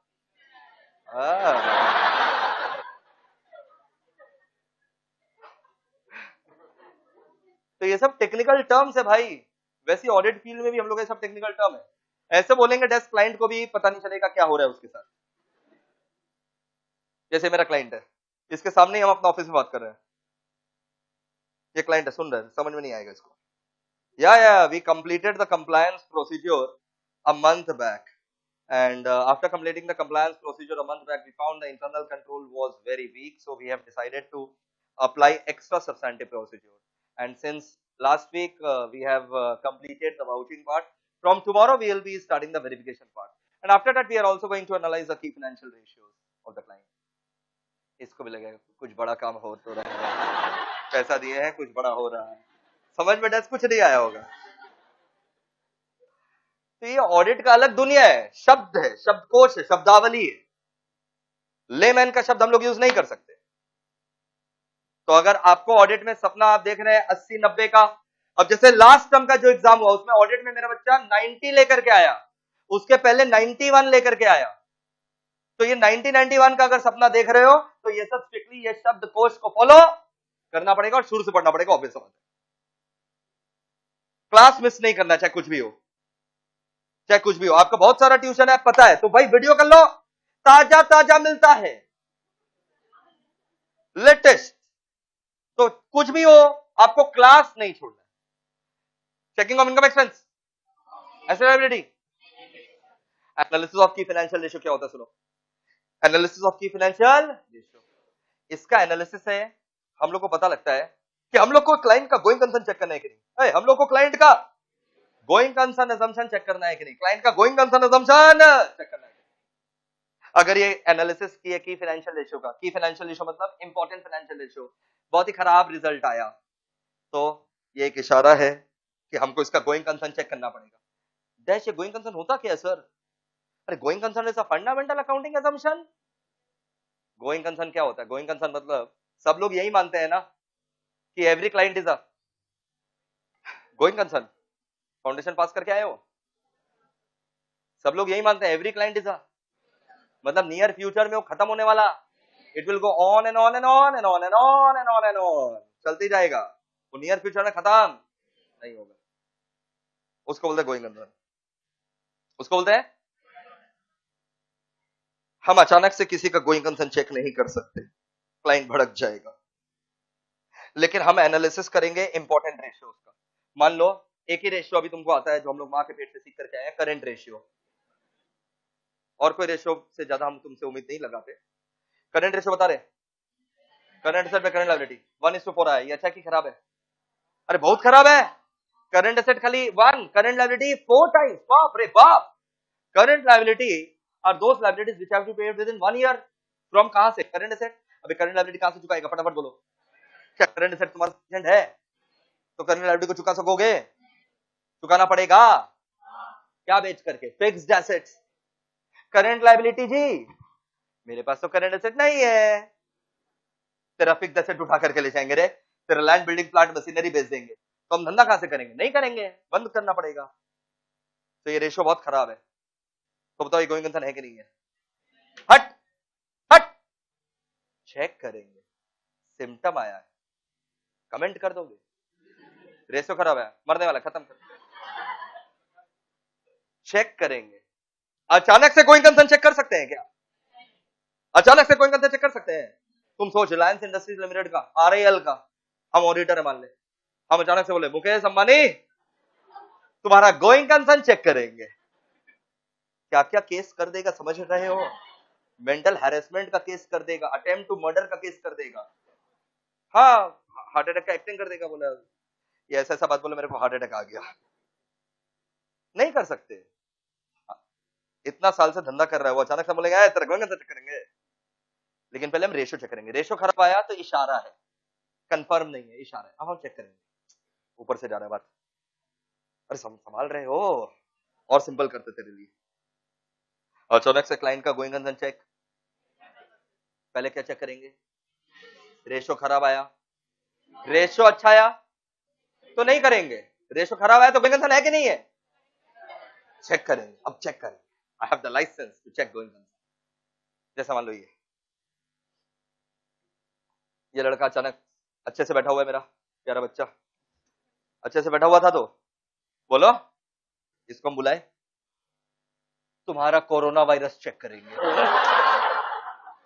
भड़क जाएगा कि नहीं भड़क जाएगा? भड़क जाएगा कि नहीं भड़क जाएगा? बोला शांति से बैठे, आप कोरोना वायरस अचानक से चेक करेंगे? ठीक जैसे ये भड़केगा वैसे क्लाइंट भी भड़केगा, अचानक से बोले हम तो गोइंग चेक करेंगे। लेकिन अगर ये लड़का लगातार छींके जा रहा है, बोल रहा फीवर फीवर कम नहीं हो रहा है, लगातार छींक रहा है और बोले चाइना भी जाकर के आए हैं,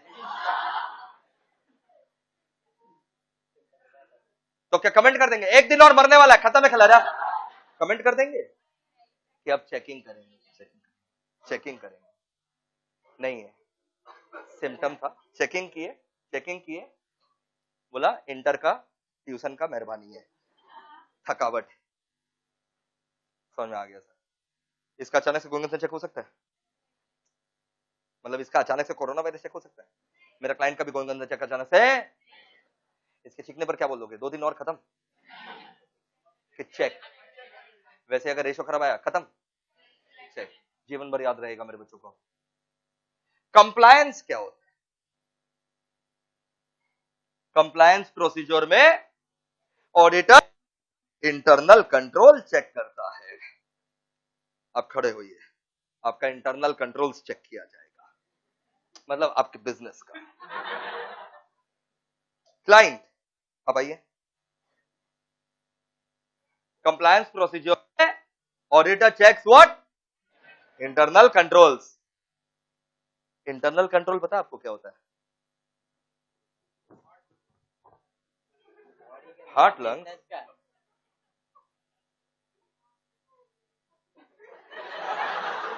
तुम दूर रहे बेटा इससे।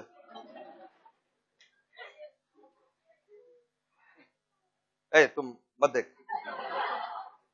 इंटरनल कंट्रोल मतलब क्या होता है? एनीवन?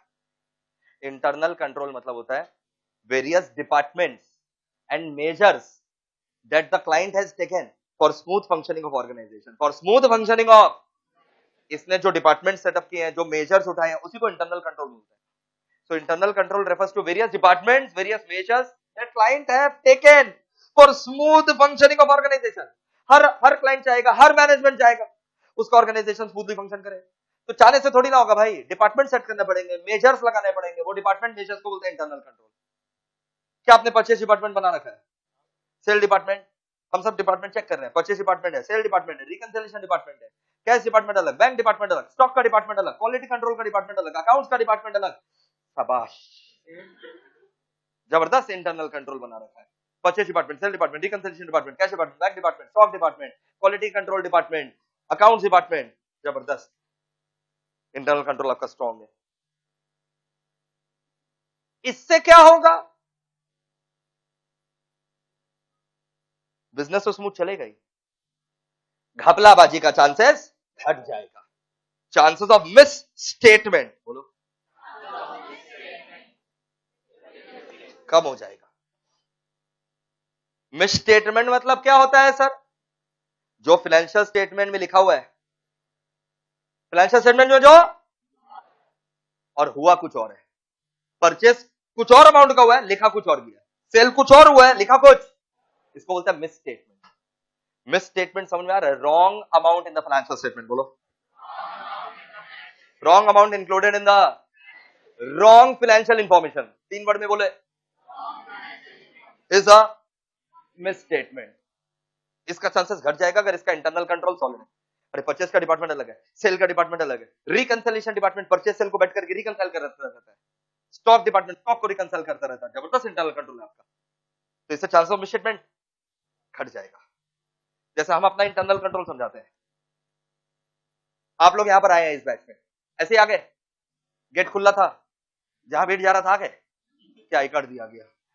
आई कार्ड नहीं दिया जाए, आई कार्ड अगर नहीं दिया गया है तो मिस स्टेटमेंट होगा कि नहीं होगा बताओ? पढ़ेंगे कुछ और बच्चे, हाँ, दक्षिणा कुछ और आएगा, पढ़ेंगे इतने, दक्षिणा इतना, मिस स्टेटमेंट हो जाएगा रे, ऊपर से जा रहा है, या फिर ऑर्गेनाइजेशन के पास नहीं आएगा, स्टाफ लोग के पास आएगा। अगर आई कार्ड नहीं हो तो, आई कार्ड नहीं है, ऐसे बस चढ़ाओ बैठो, पैसा चढ़ाओ बैठ जाओ, ऊपर से जा रहा है, क्या बात हो रहा है? इस ऑर्गेनाइजेशन में सारा काम हम करेंगे कि डिपार्टमेंट बनाया हुआ है? क्या क्या डिपार्टमेंट है, हम आपको बताते हैं क्या क्या डिपार्टमेंट है। आई कार्ड का डिपार्टमेंट अलग, क्या आई कार्ड चेक होता है फिर? क्या बोल रहे हैं? आई कार्ड चेक नहीं हो रहा है? हाँ, किन लोग का हुआ था? हाथ उठाओ जिन लोग का आई कार्ड चेक हुआ था। तो ये भी तो इंटरनल कंट्रोल है भाई। तुम कैसे आए? तारों के नीचे से कैसे आया? अच्छा, पुराना चारा लोग को अलाउ कर दिया जाता होगा। पर आई कार्ड चेक हो रहा है कि नहीं हो रहा है? तो आई कार्ड है, आई कार्ड चेक करने का डिपार्टमेंट अलग है। अब जैसे अब हम ही सारा काम करने लगे, मान लो हम ही फीस भी कलेक्ट कर रहे हैं। फीस हम कलेक्ट किए थे, एक भी जन का पैसा हम नहीं कलेक्ट किए हैं। तुमने मेरे को कोई गुरु दक्षिणा नहीं दिया, जो दिया कंपनी को दिया। कंपनी हम कैसे हैं? सेपरेट एंटिटी है। ए सुनो, पकाओ मैं, हम क्या बोल रहे हैं? सारा काम हम करेंगे तो स्मूथ फंक्शनिंग का होगा। आई कार्ड भी हम ही ज्यादा करके बना रहे हैं, बाद में स्टूडेंट भी आए, हम एडमिशन लेकर के आते हैं, फिर आई कार्ड दिखाओ दिखाओ भी हम ही बोल रहे हैं। पंखा एसी भी हम ही आकर के चला रहे हैं। ये बच्चे बोल रहे हैं सर पानी पिला दीजिए, पानी प्यास लग रहा है, बोतल भर के पानी भी हम ही पिला रहे हैं। कोई दिक्कत नहीं है दीदी, पढ़ाएंगे कब लेकिन बताइए? मेरा खाली एक डिपार्टमेंट है, पढ़ाना। बात बाकी मेरे को कोई चीज से मतलब नहीं है। हम खाली पढ़ाएंगे, बुक्स बनाते हैं और पढ़ाते हैं, बस। तो खाली मेरा काम है बुक्स बनाना और पढ़ाना, बात बाकी और मेरे को कोई चीज से मतलब नहीं है। फीस वगैरह भी हमको याद नहीं रहता। तुम विश्वास नहीं करोगे, मेरे को टोटल टर्नओवर भी हम अपना नहीं लिखते, सेट हम ही करते हैं सब कुछ। फीस सेट मेरे मर्जी से ही किया गया, ऐसा नहीं है कि लोग आपस में फीस डिसाइड कर लिया। तो ये सब इंटरनल कंट्रोल मेजर्स है बाबा। अब जैसे एसी बंद करना था, ये हमको बोला कर, अलग अलग चीज है स्मूथ फंक्शनिंग के लिए। मेरे को कोई डिस्टर्ब नहीं कर सकता पढ़ाते हुए। बैठिए, अब हो गया। अच्छा सुनो ना, अब तुरंत क्वेश्चन आना चाहिए, ऑडिटर सर इंटरनल कंट्रोल क्यों चेक कर रहा है? आप तो बोले थे ऑडिटर का मेन काम है, ऑडिटर का मेन काम जो है वो तो फाइनेंशियल स्टेटमेंट चेक करना है, तो उसको इंटरनल कंट्रोल से क्या मतलब है? इंटरनल कंट्रोल सड़ा हुआ बनाया है, वीक बनाया है, स्ट्रांग बनाया है, मतलब है? अगर ऑडिटर ने क्लाइंट का इंटरनल कंट्रोल देखा, एक ही बार समझाएंगे। ऑडिटर ने क्लाइंट का इंटरनल कंट्रोल चेक किया, बहुत ही स्ट्रांग था। सेकंड क्लास बेंच, ध्यान लगा नहीं तो पीटेंगे, बता रहे हैं। जिसके माथे पे हाथ है, हाँ ऐसे हंस रहा है बेशरम। ऑडिटर ने क्लाइंट का क्या चेक किया? अगर स्ट्रांग निकला, मिस स्टेटमेंट का चांस क्या हो जाएगा? घट जाएगा क्या? अगर मिस स्टेटमेंट का चांस, इंटरनल कंट्रोल क्या है? Strong, chances of miss statements less. Miss statement का चांस कम है, तो मेरा जो सब्सटैंटिव प्रोसीजर है वो भी तो हम कम लगाएंगे, मेरा वाउचिंग वेरिफिकेशन एनालिसिस हम कम लगाएंगे। ऑन दी अदर हैंड, अगर इंटरनल कंट्रोल वीक है, chances of misstatements are more, substantive will be more, because it is not possible for any auditor on this planet to check each and every purchase bill, each and every sale bill or each and every item of the financial statement. Possible नहीं है। Reliance industries limited साल में 1 lakh purchase bill फड़ा है, 1 लाख रुपया का नहीं, 1 lakh 5 lakh cell bill फड़ा है। बैठ करके एक एक तो बिल मिलाएंगे। उसके यहां तो 50,000 एम्प्लॉई है, मेरे यहां 5 तो असिस्टेंट है। अब समझो चीज को, ऑडिटर कभी भी 100% चेकिंग नहीं करेगा। रिपीट, फिर से रिपीट, ऑडिटर कभी भी 100% चेकिंग नहीं कर सकता। वो सैंपलिंग करता है, सिलेक्टेड चेकिंग करता है, सैंपलिंग। सो सैंपलिंग कैसे करता है? सैंपलिंग मतलब क्या होता है? Selected bill. सर वो बिल कैसे चुनता है? कौन सा बिल चेक करना है, कौन सा बिल नहीं चेक करना है, वो कैसे चुनता है? वो सीखोगे रे बाबा, 60 क्लास में सिखाएंगे। इसका अलग से स्टैंडर्ड है, स्टैंडर्ड ऑन ऑडिटिंग 530, बोलो। वो सिखाएंगे सैंपलिंग कैसे करते हैं। वो आज का मुद्दा नहीं है, बट आज का मुद्दा यह है कि ऑडिटर मर भी जाए, लुट भी जाए, 100% चेकिंग नहीं करेगा। तुम मेरे को अरबों रुपया दे दो, हम 100% चेकिंग नहीं करेंगे, पॉसिबल नहीं है। तो क्या पॉसिबल है? 100% चेकिंग की सैंपलिंग मीन सिलेक्टिव चेकिंग। और वो सिलेक्टिव चेकिंग ज्यादा रहेगा कि कम? 100% तो नहीं रहेगा, या तो ज्यादा रहेगा या कम रहेगा, और वो डिपेंड करता है इंटरनल कंट्रोल के ऊपर। अगर क्लाइंट का इंटरनल कंट्रोल मेरे को ऑडिटर को क्या लग रहा है स्ट्रॉन्ग, तो मिस स्टेटमेंट का चांस कम है, तो सब्सटेंटिव भी कम। On the other hand, if internal control is weak, chances of misstatements high, misstatement का चांस ज्यादा है, इसलिए सब्सटेंटिव भी ज्यादा लगना पड़ेगा, ज्यादा वाउचिंग वेरिफिकेशन करना पड़ेगा। ऑडिटर अपने स्वार्थ के लिए इंटरनल कंट्रोल चेक कर रहा है, ताकि हम पता लगा सके मेरे को सब्सटेंटिव ज्यादा लगाना है कि कम। मेरा पहला क्वेश्चन गलत बोल दिया, इशारा है, सोच समझ के बोलना या मत बोलना। पहले ऑडिटर सब्सटेंटिव लगाएगा कि कंप्लायंस लगाएगा? नॉर्मल बच्चे आए हैं, नॉर्मल बच्चे। पहले सब्सटेंटिव की कंप्लायंस? पहले तो कंप्लायंस लगाना पड़ेगा भाई। पहले ऑडिटर कंप्लायंस प्रोसीजर लगा करके क्या चेक करेगा, फिर पता लगेगा इंटरनल कंट्रोल स्ट्रॉन्ग है। अगर स्ट्रॉन्ग है तो मिस स्टेटमेंट का चांस कम है, सब्सटेंटिव कम लगाएगा। वीक है, मिस स्टेटमेंट चांस ज्यादा है, सब्सटेंटिव ज्यादा लगाएगा। तो पहले तो कंप्लायंस लगाएगा, फिर ना सब्सटेंटिव लगाएगा। समझ में आ गया sir? Sir you are a perfectionist. आपका sir all over India audit में हाईएस्ट आया था सीए फाइनल में, आपको गोल्ड मेडल मिला था इंस्टीट्यूट से, ये सब यहां लिखा हुआ है, पढ़ लेना।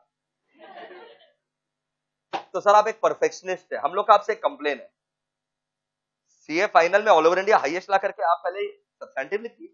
आपको सर यहां पहले कंप्लायंस लिखना चाहिए था, फिर सब्सटेंटिव लिखना चाहिए था, है ना? अरे बोलो ना, ऐसा मत करो, है ना? पहले क्या लिखना चाहिए था? पहले क्या लगाओगे? पहले कंप्लायंस लगाओगे, फिर ना सब्सटेंटिव लगाओगे। तो पहले क्या लिखना चाहिए था? या कंप्लायंस लिखना चाहिए था ना? बोलो। अरे सर उतना थोड़ी ना होता है, लिखिए ना। बता पहले क्या लिखना चाहिए था? No, it's a reverse flow diagram है बॉय, रिवर्स फ्लो डायग्राम है ये, ऐसे चल रहा है। ए बेटा, मतलब तेरे हिसाब से पहले ओपिनियन दे दिए, ओपिनियन दे दिए, फिर एविडेंसेस लिए, फिर प्रोसीजर लगाए, यहां से चालू हो रहा है ये। पहले क्या लगाएंगे? कंप्लायंस लगाएंगे, फिर क्या लगाएंगे?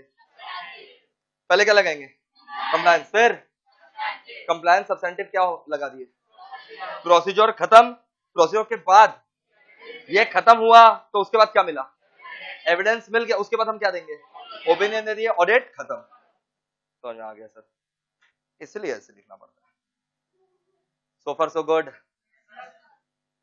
सर आखिर ये ऑडिट शब्द का डेफिनेशन क्या है? डेफिनेशन तो है, सुनो डेफिनेशन क्या है। Audit means an independent examination. बोलो, फिर से बोलो। इतना फास्ट बोल रहे हो, हम लिखेंगे कैसे? हम जब डिक्टेशन देंगे तो इतना फास्ट बोलेंगे? बोलो। हाँ, इंडिपेंडेंट क्या चीज का इंडिपेंडेंट एग्जामिनेशन? हाँ, फाइनेंशियल, किसका financial statement? Entity. Audit means an independent examination of, अरे audit is an independent examination of financial statements of an entity. You know why is it called independent examination? Because auditor is not going to conduct the audit as per the directions of the client. I am not going to follow the directions of the client and conduct the audit. Client क्या बोले हम audit करेंगे, तो client तो जहां घपलाबाजी किया होगा वो बोलेगा चेक ही मत करो। क्लाइंट बोल रहा आज परचेज वाउचिंग करो, हम आज सेल वाउचिंग करेंगे, रुक। तुम परचेज बोलो हम सेल चेक करेंगे, तुम सेल बोलो हम परचेज चेक करेंगे, तेरे बोले हम ऑडिटिंग करेंगे, हम आपके employee. There is no relation of employer and employee between client and auditor. Auditor employee नहीं है आपका, प्रोफेशनल है, एक्सपर्ट है, एक्सपर्ट चेक करने आया है, is not an employee, is not going to conduct the audit as per your want, is an independent auditor. वो आपके इशारों पर नहीं काम करेगा। नाचना कहां से आ गया, पागल हो गया? तो audit means an independent examination. क्या चीज का इंडिपेंडेंट एग्जामिनेशन? अरे फाइनेंशियल स्टेटमेंट किसका फाइनेंशियल स्टेटमेंट? हाँ, of an entity whether profit oriented और not. Entity whether profit oriented और irrespective of its size and legal form। बोलो, whether profit oriented or not, irrespective of size and legal form। सब मोह माया से हम ऊपर है। Whether client is a profit making client or a loss making client does not matter to the auditor। The same effectiveness and efficiency with which I have audited the financial statement of a profit making client, with the equal effectiveness, equal efficiency, I should also audit the financial statement of a loss making client। जितना अच्छे से मैंने profit वाला audit किया, उतना अच्छे से loss वाला का भी ऑडिट करूंगा। उसको मैं तुच्छ नजरों से नहीं देखूंगा। तुम ऑडिट कर रहा है, एक तो तेरा लॉस है, ऊपर से कर देंगे, लॉस है ऊपर से ऑडिट कर रहा है। The effectiveness and efficiency with which I am required to audit the financial statement of a profit making client, with the equal effectiveness, equal efficiency, I should also conduct the audit of the financial statement of loss making client। Profit does not matter to me। ऊपर से जा रहा क्या बोल रहे हैं?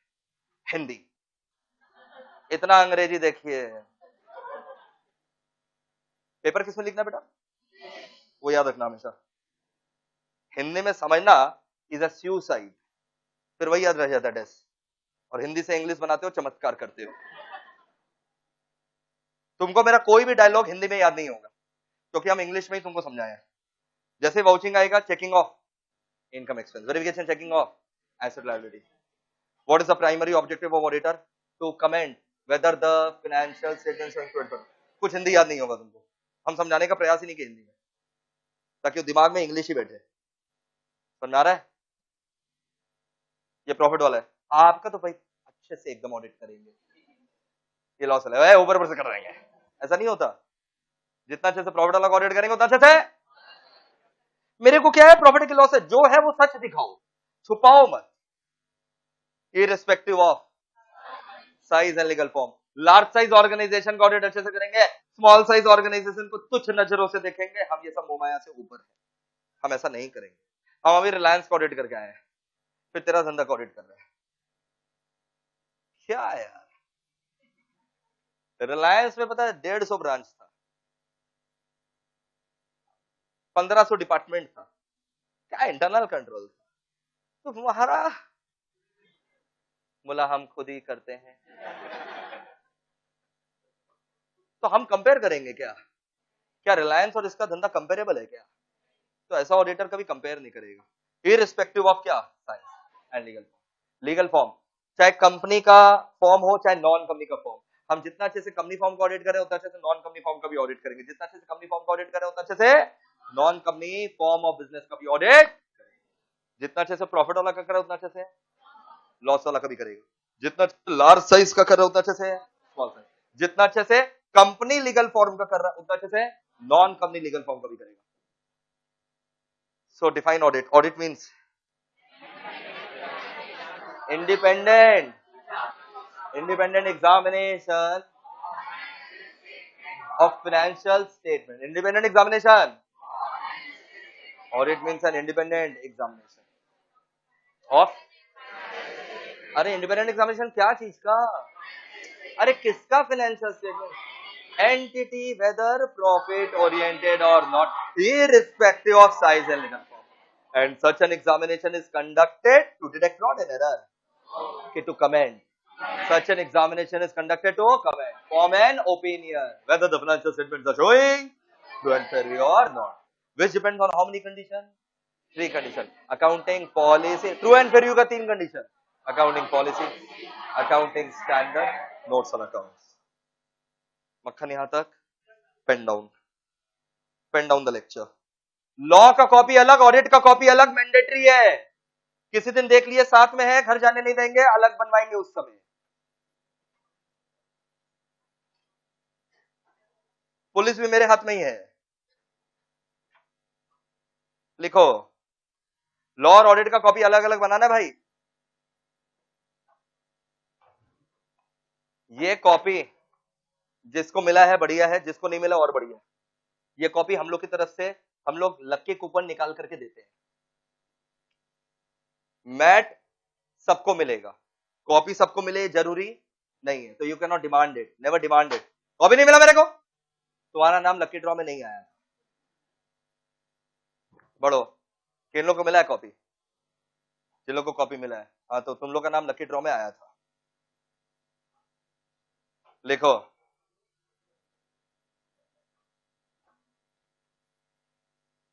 Heading दो audit intro first class, audit intro first class.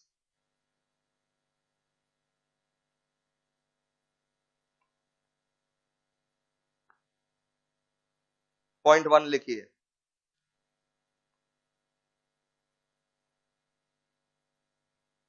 Point 1 नया चीज लिखवा रहे हैं, इसमें कुछ समझाने का नहीं है, इसलिए सीधा लिखवा रहे हैं। पॉइंट 1 लिखो, the term audit has been derived, the term audit has been derived from Latin word audire. The term audit has been derived from Latin word audire. The term audit has been derived from Latin word audire, which means to hear. Which means to hear. Latin word audire, which means to hear. Audit has been derived from Latin word audire, which means to hear. मतलब बहुत पुराना प्राचीन शब्द ऑडायर।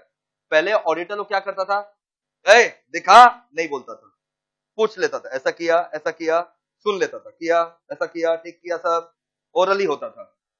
फिर आविष्कार हुआ एक शब्द का झूठ, झूठ शब्द का आविष्कार हुआ कि लोग झूठ भी बोलते हैं। तब 19th century, audit 17th century से चल रहा है, 17वीं सदी से। 17वीं सदी में ऑडायर होता था, हियर होता था। अब हम लोग ऑडिटर लोग ऐसे बोल देते हैं, सब किया ना ठीक से, हाँ पूछते हैं, क्योंकि झूठ नाम का आविष्कार हो गया ना। अब हम लोग पूछेंगे नहीं, दिखा, तुम दिखा, बिल दिखा, सपोर्टिंग डॉक्यूमेंट दिखा। तो पहले हम लोग क्या करते थे, हम लोग क्या करते हैं, वो लिखना नहीं है, ये ओरिजिन कहां से हुआ वो लिखवा रहे हैं। लैटिन वर्ड ऑडायर, जैसे तुम जब मन के कच्चे थे और सच्चे थे, बचपन में कैसा टेस्ट होता था, वाइवा, ओरल, फिर समझ में आया झूठ बोलता है। चल लिख करके दिखा। पॉइंट नंबर 2 लिखो, audit means an independent examination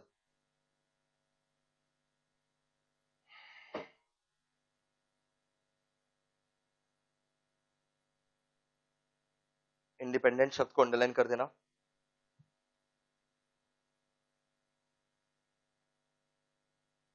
audit means an independent examination of financial information. Audit means an independent examination of financial information of an entity.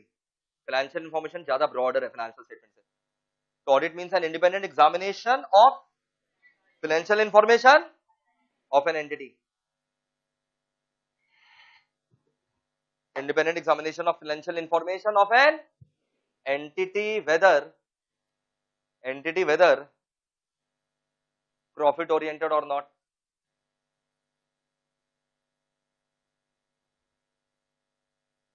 Whether profit oriented or not. And irrespective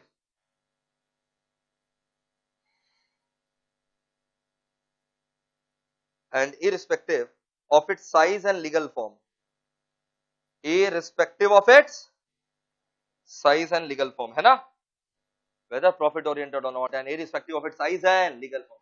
And such an examination is conducted. And such an examination is conducted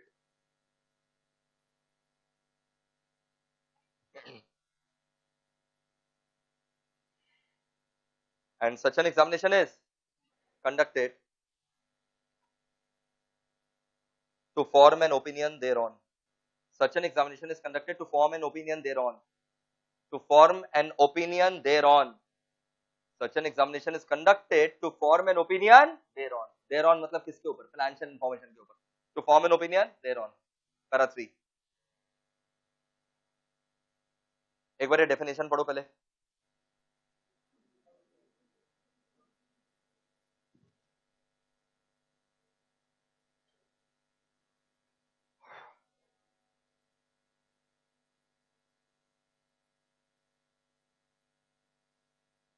करत में लिखिए, the primary objective of auditor is not to detect all frauds and errors. The primary objective of an auditor is not to detect all frauds and errors. Primary objective of an auditor is not to detect all frauds and errors. Not to detect all frauds and errors. Rather, it is to form an opinion. Rather, it is to form an opinion. Rather, it is to form an opinion and give reasonable assurance. Rather, it is to form an opinion and give reasonable assurance.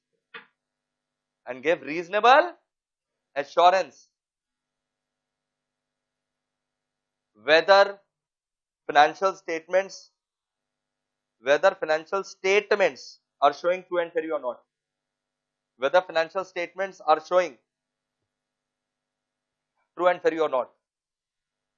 Whether financial statements are showing true and fair or not. Whether financial statements are showing true and fair or not. Whether financial statements are showing true and fair view or not. Para कौन सा? 4 में लिखो.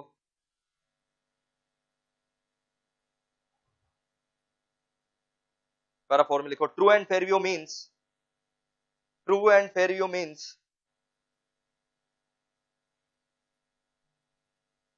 all following conditions must be satisfied. All following conditions must be satisfied. First bench एक बार दरवाजा खोल के staff को बुला दीजिए ना. Staff people, true and fair view means all the following conditions must be satisfied. True and fair view means all the following conditions must be satisfied. Point number A. All accounting policies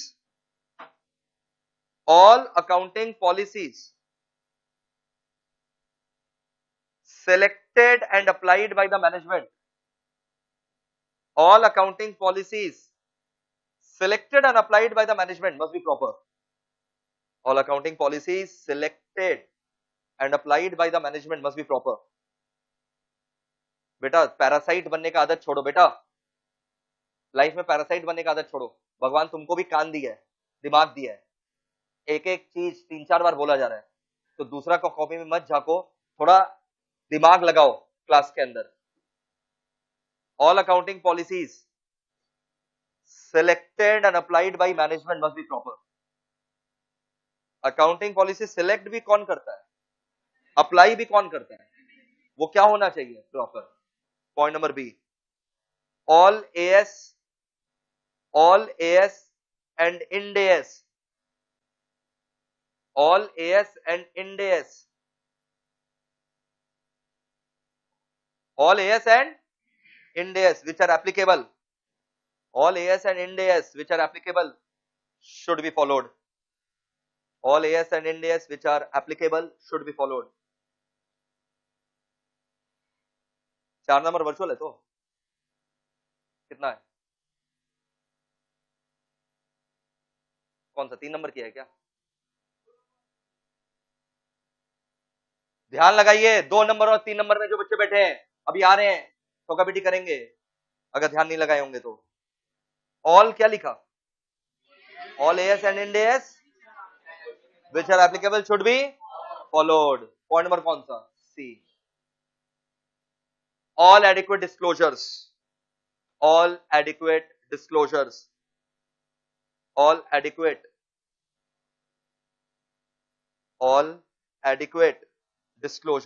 should be given. All adequate disclosures should be given in notes on accounts. All adequate disclosures should be given in notes on accounts. All adequate disclosures should be given in notes on accounts. Next para number कौन सा? 5 में लिखिए audit is a process.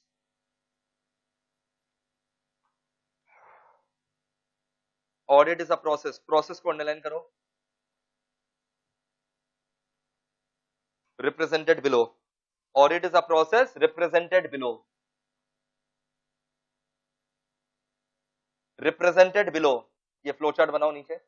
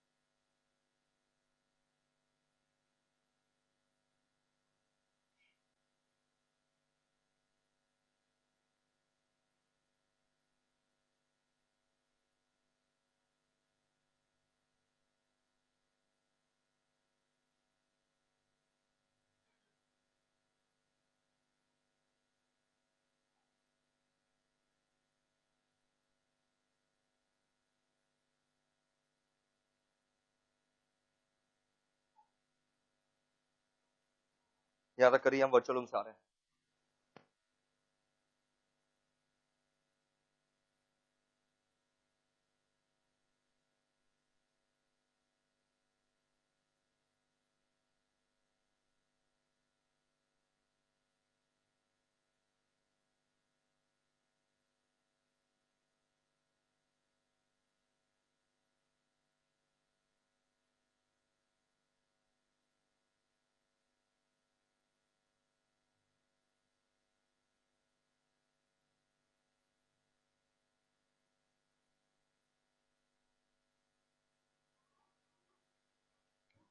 I think it's done.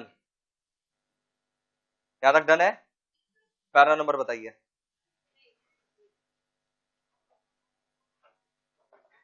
Para 6.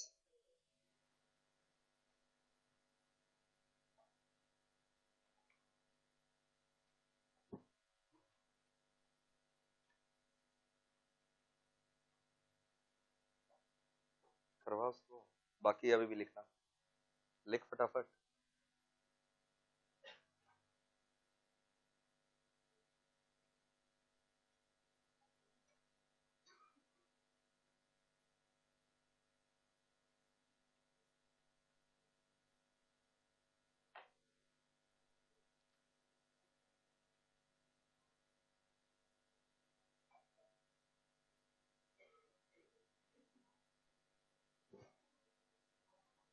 I think it's done. Is it done? Para 6 में लिखो. Para 6 लिखो. Vouching refers to checking off. Vouching refers to checking off. Vouching refers to checking off incomes and expenses. Vouching refers to checking off incomes and expenses, comma, verification refers to checking off, verification refers to checking off assets and liabilities. Vouching refers to checking off incomes and expenses, verification refers to checking off assets and liabilities. Vouching हो गया आपका क्या बताइए तो checking of income expense, verification हो गया checking of assets and liabilities. Full stop. Example, purchase vouching. Example, purchase vouching, comma, cash verification. Purchase vouching, comma, cash verification.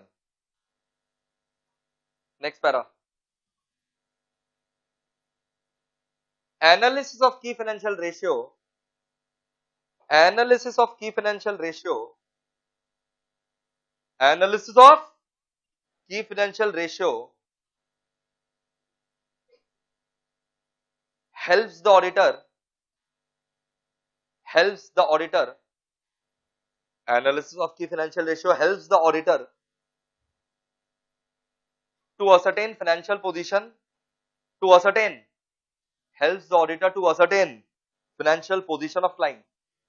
Helps the auditor to ascertain financial position of client. Helps the auditor to ascertain financial position of client. And whether he has to check,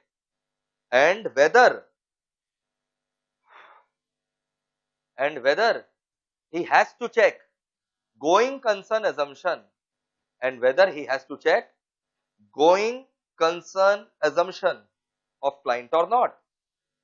Whether he has to check going concern assumption of client or not. Whether he has to check going concern assumption of client or not. Whether he has to check going concern assumption of client or not. ऐसे यही तो पता चलता है कि हमको सामने वाला का गोइंग कंसर्न चेक करना है कि ये बच्चा एकदम आज का क्लास में ध्यान नहीं लगा, इसको जाने नहीं देंगे। बॉय खड़े हो, सेकंड लास्ट बेंच बॉय। हाँ,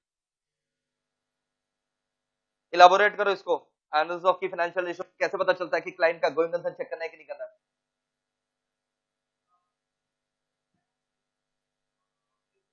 हाँ, मान लो करंट रेशियो देखे और खराब आया तो गोइंग कंसर्न है कि नहीं है? बोलो गोइंग कंसर्न नहीं है। ये खाली रेशियो देखकर बता देंगे, सिम्टम देख बता देंगे। हाँ, ध्यान लगाओ। बढ़ो, पैरा नंबर कौन सा? 8। Internal control refers to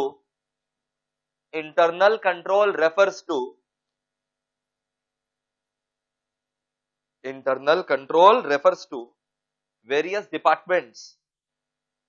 Internal control refers to various departments and measures.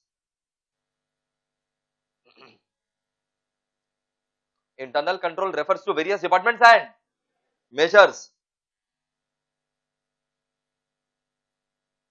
that client has taken. Various departments and measures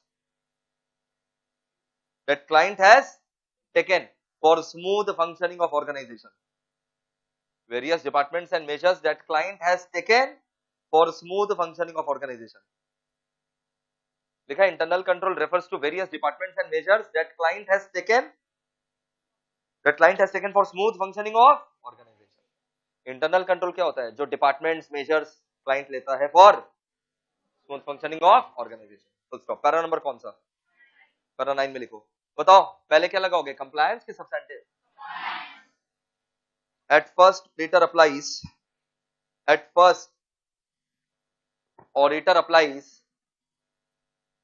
compliance procedures. At first auditor applies compliance procedures in which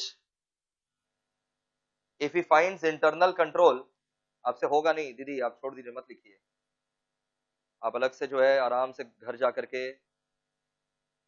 try करिएगा। आपसे बात कर रहे हैं। This is a way you have started writing now. कहाँ लिख लिए? लोग इन विच तक लिख चुके हैं, अचानक से स्पीड बढ़ गया। क्या लिखा? दिखाओ।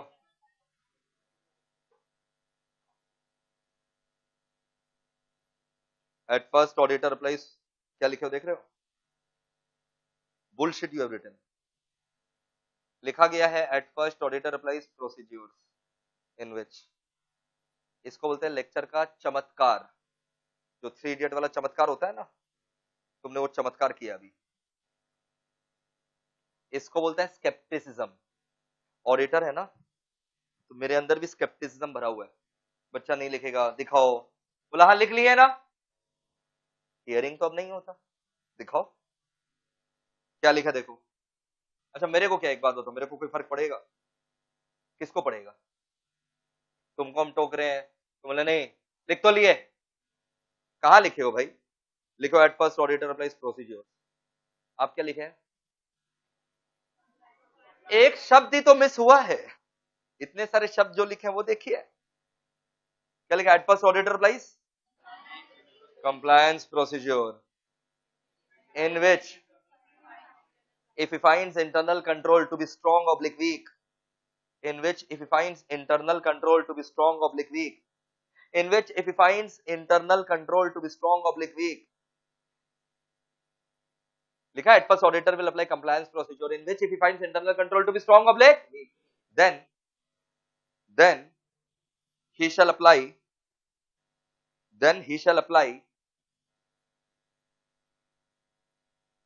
less, then he shall apply less oblique more, then he shall apply less oblique more substantive procedures, he shall apply less oblique more substantive procedure। ये लेस ऑब्लिक मोर सब्सटेंटिव प्रोसीजर समझ में आया क्या? सबसे पहले हम इंटरनल कंट्रोल क्या लिखवाए थे? देखो पहले क्या लिखे हो, तो स्ट्रॉन्ग अगर है तो लेस सब्सटेंटिव, वीक अगर है तो मोर सब्सटेंटिव। यहां तक क्लियर है क्या? ठीक है, क्योंकि अभी तुरंत 5 मिनट के बाद मेरा लॉ का बैच है, तो आज का क्लास हम यहीं तक रखेंगे। ऑडिट इंट्रो खत्म हो गया क्या? 9 पॉइंट्स अभी हम लोग खत्म किए हैं। कृपया करके ये 9 पॉइंट्स आप अच्छे से पढ़ करके आएंगे। नेक्स्ट क्लास का आप लोग को मैसेज आ जाएगा, आपको उस क्लास में जो है ऑडिट इंट्रो कंप्लीट करेंगे हम लोग। आज का क्लास यहीं तक रहेगा। Thank you, bye bye.